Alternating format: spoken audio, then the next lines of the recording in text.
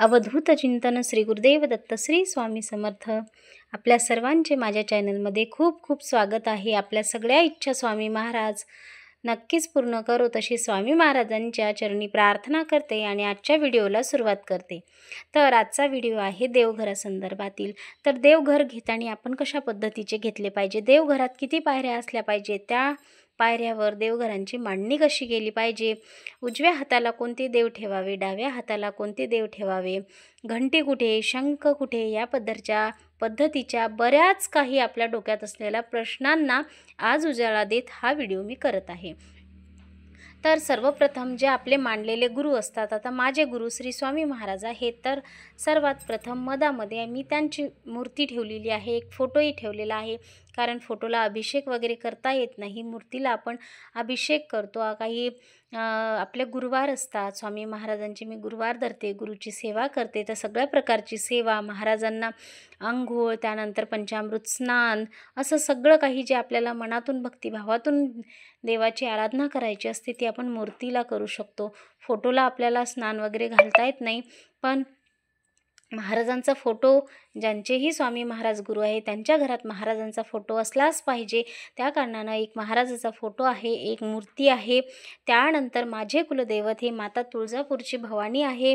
3.5 शक्तिपीठापैकी तुमचे जे कुलदैवत असेल ते तुम्ही, आपण जेव्हा पूर्वेकडे तोंड करून बसतो, मंदिरासमोर पूर्वेकडे तोंड करून जेव्हा बसतो, त्या बसताना जो आपला उजवा हात असतो, त्या उजव्या हाताला देवीचं स्थान असते, कुलदेवतेचं स्थान असते। जी आपली कुलदेवी आहे तिचं स्थान आपल्याला उजव्या हाताला ठेवायचं आहे।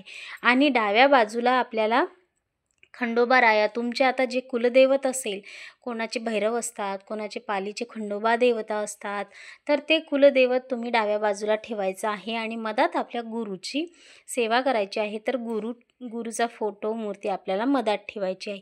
त्यानंतर उजव्या बाजूला माता आपल्या भवानीच्या खाली गणेश बाप्पा, आपल्याला गणपती ठेवायचे असतात। मी तुम्हाला दाखवते, माझ्या मंदिरात खूप सकाळची पूजा वगैरे झालेली आहे, त्या कारणानं इथे गणपती बाप्पा ठेवायचे असतात उजव्या बाजूला। त्यानंतर कवड्या वगैरे असतील तुमच्याकडे, तर त्या कवड्या तिथे वरी देवीपाशी ठेवायच्या। त्यानंतर बाळकृष्ण, हे सगळं दुसऱ्या पायरीवरचं सांगत आहे मी। पहिल्या पायरीवर आपले गुरु, कुलदेवता हेच ठेवायचे। दुसऱ्या पायरीला गणेश बाप्पा उजव्या बाजूला, त्यानंतर बाळकृष्ण, त्यानंतर जे तुमचे गुरु असतात त्यांच्या खाली तुम्ही जर टाक बनवलेले असतील, कोणाकोणाच्या इथे काय प्रथा असतात की टाक हे फक्त मोठ्या घरी असतात, कोणाच्या घरी जेव्हा लग्न असते घरात तेव्हा टाक बनवून आणतात। तर माझ्याकडे टाक आहेत, मी कुलदेवतेची सेवा करते आणि मी मोठी पण आहे, त्या कारणानं माझ्याकडे कुलदेवतेचे टाक आहे। तर आईचा, तुळजाभवानीचा टाक, त्याच्यानंतर मी तिथे दुसऱ्या पायरीवर ठेवलेला आहे। त्यानंतर खंडोबाचा टाक बनवलेला आहे। त्यानंतर तुमच्याकडे जर दुसऱ्या काही मूर्त्या असतील, जे गुरु म्हणजे स्वामी महाराजांचे जे शिष्य असतात त्यांच्या काही मूर्त्या असतील, तर इथे गजानन महाराजांची मूर्ती माझ्याकडे होती, तर ती मी तिथे ठेवलेली आहे। त्यानंतर अन्नपूर्णा माता, आणि अन्नपूर्णा माताच्या शेजारी आपल्याकडे असलेली महादेवाची पिंड ठेवायची आहे। त्यानंतर मी इकडे श्रीयंत्र ठेवलेलं आहे, या कमळगट्ट्याच्या माळेच्या खाली माझ्याकडे श्रीयंत्र आहे, तर ते मी ठेवलेलं आहे इथे। तर इथे श्रीयंत्र ठेवलेलं आहे मी गणपती बाप्पाच्या समोर। जे काही तुमचं देवीचं वगैरे असतं की नाही, ते सगळं उजव्या बाजूला ठेवायचं असतं मंदिरात, तर मी इथं श्रीयंत्र ठेवलेलं आहे। त्यानंतर या साईडला उत्तरेला तोंड करून, उत्तर दिशा ही माता लक्ष्मीची दिशा असते, त्या कारणानं माता लक्ष्मीचा फोटो मी उत्तर दिशेला तोंड करून ठेवलेला आहे। त्यानंतर लक्ष्मीनारायणाचा फोटो आहे। हे 2 फोटो आपल्या घरात असलेच पाहिजे, कारण प्रत्येक गोष्ट ही लक्ष्मी असल्याशिवाय होत नाही, प्रत्येक गोष्टीसाठी आपल्याला लक्ष्मी पाहिजेत। त्या कारणानं मी तिथे लक्ष्मी मातेचा फोटो उत्तरेला तोंड करून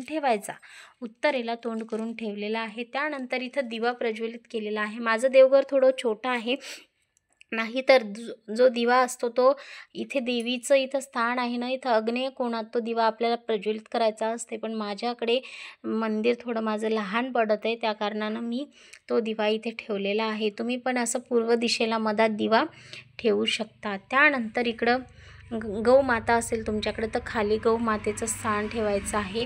गौमाता घेत असताना काय दक्षता घेतली पाहिजे, तर हा सुद्धा मी व्हिडिओ केलेला आहे की गौमाता घेत असताना आपण कोणती दक्षता घेतली पाहिजे. बाळकृष्णाचा व्हिडिओ मी बनवलेला आहे. आपल्या घरात बाळकृष्णाच्या जयंतीला कोणत्या कोणत्या वस्तू आणल्या पाहिजे, त्यामध्ये मी ही गौमाताचं मुख घेत असताना काय काळजी घेतली पाहिजे तर त्या पद्धतीचा व्हिडिओ मी टाकलेला आहे. त्यानंतर माझ्याकडे कुबेर यंत्र आहे, तर हे लक्ष्मीपाशी ठेवलं पाहिजे, पण तिथे दिवा ठेवल्या कारणाने इथे मी कुबेर यंत्र ठेवलेलं आहे आणि इथे महादेवाचं रुद्रयंत्र ठेवलेलं आहे. त्यावर रुद्राक्षाची माळसुद्धा मी अर्पण केलेली आहे.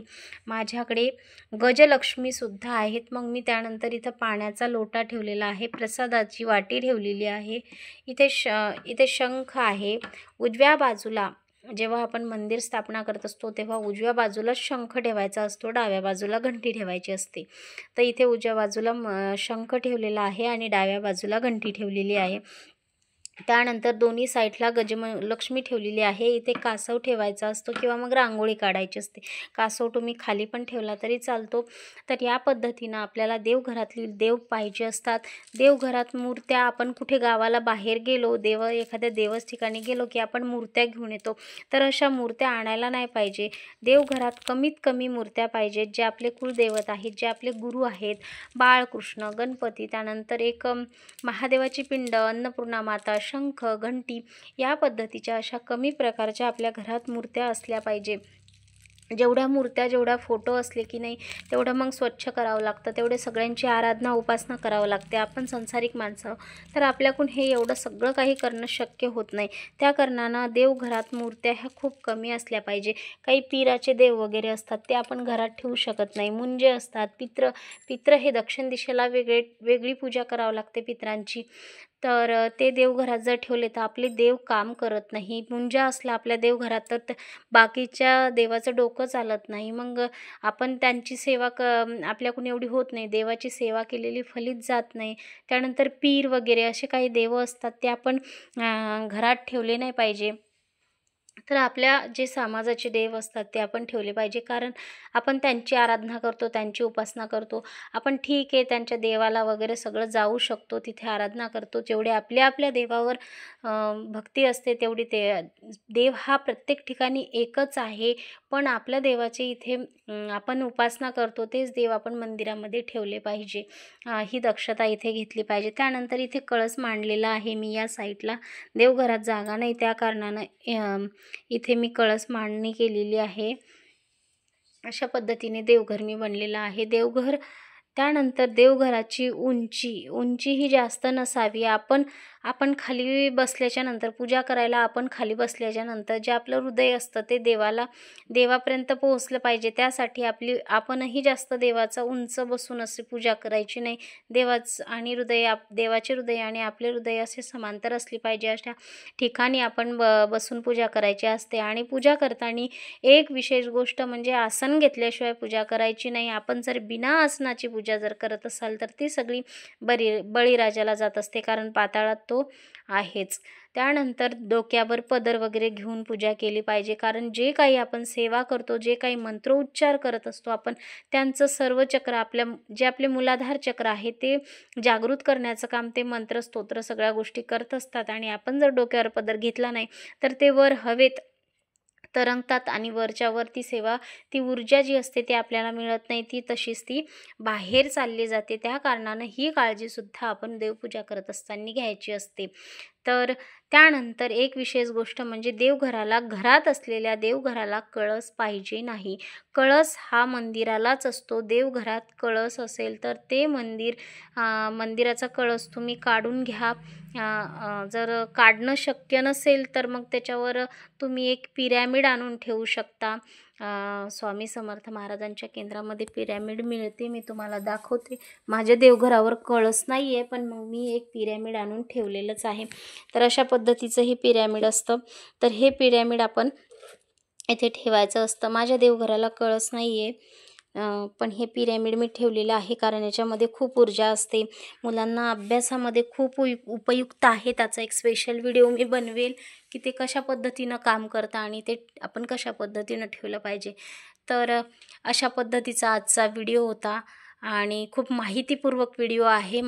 पूर्ण व्हिडिओ पाहिल्याशिवाय लक्षात येत नाही. अर्धवट व्हिडिओ जर आपण पाहत असाल तर ते अर्धवट ज्ञान आपल्याला मिळते आणि अर्धवट ज्ञान हे अभिमन्यूला किती बाधित पडलं होतं आहे आपल्या सगळ्यांनाच माहीत आहे. त्या कारणानं व्हिडिओ पूर्ण पाहत जा. आणि माझे व्हिडिओ जर तुम्हाला आवडत असतील तर चॅनलला लाईक, शेअर आणि सबस्क्राईब करायला विसरू नका. तर श्री स्वामी समर्थ.